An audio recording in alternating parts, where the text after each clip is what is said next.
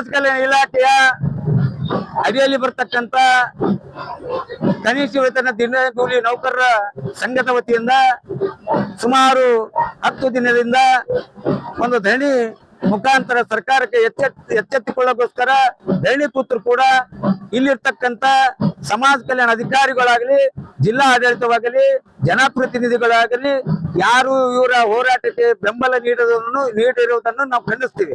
ಯಾಕಂದ್ರೆ ಇವತ್ತು ಕಾರ್ಮಿಕರು ಯಾವ ಸ್ಥಿತಿಯಲ್ಲಿದ್ದಾರೆ ಅಂತಕ್ಕಂಥದ್ದೇ, ಇವರು ಸುಮಾರು 5 ತಿಂಗಳಿಂದ ವೇತನವಿಲ್ಲದೆ ಅವರ ಮಕ್ಕಳ ವಿದ್ಯಾಭ್ಯಾಸದ ಬಗ್ಗೆ ಫೀಸ್ ಕಟ್ಟೋದಕ್ಕೂ ಕೂಡ ಹಣ ಇಲ್ಲ, ಮತ್ತು ಮನೆ ಬಾಡಿಗೆ ಕೊಡುವುದಕ್ಕೂ ಹಣವಿಲ್ಲ. ಇಂಥ ನಾಲಾಯಕ ಅಧಿಕಾರಿಗಳು ಕಲಬುರಗಿ ಜಿಲ್ಲೆ ಬಂದಾಗಿನಿಂದ ನಮ್ಮ ದಲಿತ ಕಾರ್ಮಿಕರ ಬಗ್ಗೆ ಆಗಲಿ, ದಲಿತ ವಿದ್ಯಾರ್ಥಿನಿಯರ ಬಗ್ಗೆ ಆಗಲಿ ಇವರಿಗೆ ಕಿಂಚತ್ತು ಕಾಳಜಿಲ್ಲ. ಯಾಕಂದ್ರೆ ಇವ್ರ ಮೇಲಾಗಿ ಸಮಾಜ ಕಲ್ಯಾಣ ಇಲಾಖೆಗೆ ಸಂಬಂಧಪಟ್ಟವರಲ್ಲ, ಆಹಾರ ಇಲಾಖೆಯಲ್ಲಿ ಭ್ರಷ್ಟಾಚಾರ ಮಾಡಿ ಕಲಬುರಗಿ ಜಿಲ್ಲೆಗೆ ಬಂದು ಕಲಬುರಗಿ ಜಿಲ್ಲೆ ಸಮಾಜ ಕಲ್ಯಾಣ ಇಲಾಖೆ ಕೂಡ ಭ್ರಷ್ಟಾಚಾರ ಮಾಡುವುದಕ್ಕೆ ಎಲ್ಲಾ ರೀತಿ ತಯಾರಿ ಮಾಡಿಕೊಂಡಿರತಕ್ಕಂಥದ್ದು ಮೇಲ್ನೋಟಕ್ಕೆ ಕಂಡು ಬರ್ತಾ ಇದೆ. ಆದ್ದರಿಂದ ನಮ್ಮ ಸಮಾಜ ಕಲ್ಯಾಣ ಇಲಾಖೆ ಎದುರುಗಡೆ ಕೂತರು ಕೂಡ ಇಲ್ಲಿ ಒಳಗಡೆ ಹೋಗ್ತಾರೆ, ಹೊರಗಡೆ ಬರ್ತಾರೆ. ಅವ್ರು ಯಾವ ರೀತಿ ಕೂತಾರೋ, ಮಹಿಳೆಯರು ಕೂಡ ರಸ್ತೆ ಮೇಲೆ ಮಲ್ಕೊಂಡ್ರು ಕೂಡ ಅವ್ರು ಮಹಿಳೆಯರಾಗಿ, ಮಹಿಳಾ ಅಧಿಕಾರಿಗಳಾಗಿ ಅವ್ರ ಬಗ್ಗೆ ಕಿಂಚಿತ್ತು ಕಾಳಜಿ ವಹಿಸದಂತ ಅಧಿಕಾರಿಗಳು ಇದ್ದರೆಷ್ಟು ಹೋದರೆಷ್ಟು. ಇವ್ರಿಗೆ ಒಂದ್ ವೇಳೆ ಇಲಾಖೆ ಬಗ್ಗೆ ಅನುಭವ ಇರಲಾರದೆ ಹೋದರೆ ಇವರು ಸಮಾಜ ಕಲ್ಯಾಣ ಇಲಾಖೆ ಬಿಟ್ಟು ತೊಲಗಲಿ ಅಂತಕ್ಕದ್ದು ಕೂಡ ನಮ್ಮ ಬೇಡಿಕೆ ಆಗಿದೆ.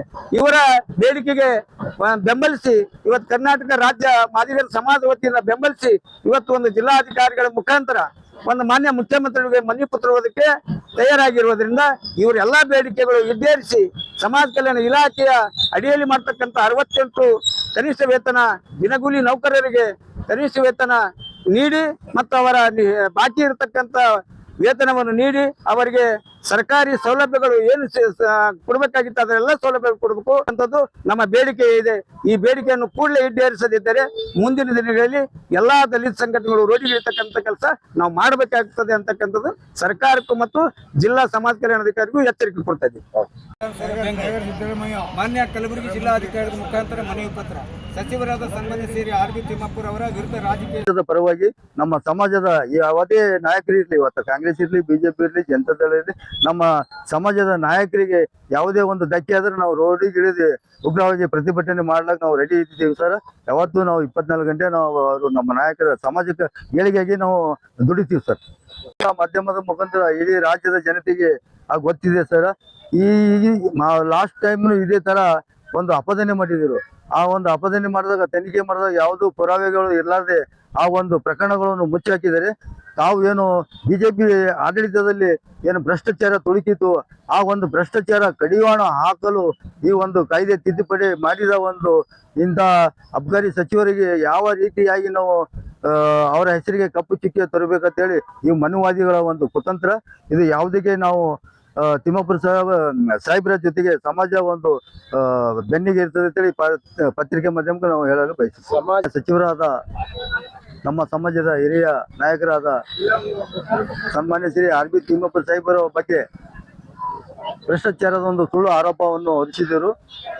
ಈ ಒಂದು ರಾಜ್ಯ ಷಡ್ಯಂತ್ರದಿಂದ ಈ ಒಂದು ಖಂಡಿಸಿ ಗುಲ್ಬರ್ಗ ಜಿಲ್ಲೆಯಲ್ಲಿ ಕರ್ನಾಟಕ ರಾಜ್ಯ ಮಾದಿಗ ಸಮಾಜ ಮತ್ತು ಮಾದಿಗ ಸಮಾಜದ ವಿವಿಧ ಸಂಘಟನೆಗಳ ಒಂದು ಒಕ್ಕೂಟದಿಂದ ನಾವು ಮನುವಾದಿಗಳಿಗೂ ಮತ್ತು ರಾಜಕೀಯ ಷಡ್ಯಂತ್ರ ಮಾಡುತ್ತಿರುವಂತಹ ವ್ಯಕ್ತಿಗಳಿಗೆ ನಾವು ಒಂದು ಸಂದೇಶ ರವಾನಿಸುತ್ತೇವೆ.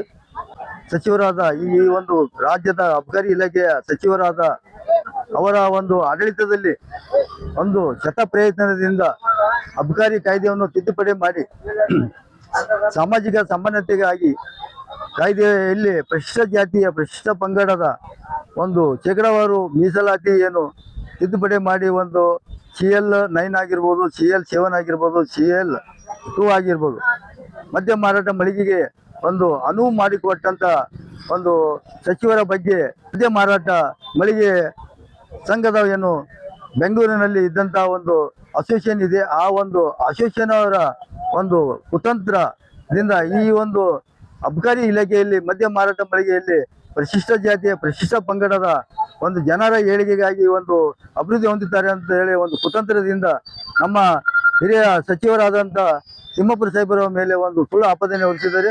ಅದು ಸತ್ಯಕ್ಕೆ ದೂರವಾದ ಸಂಗತಿ.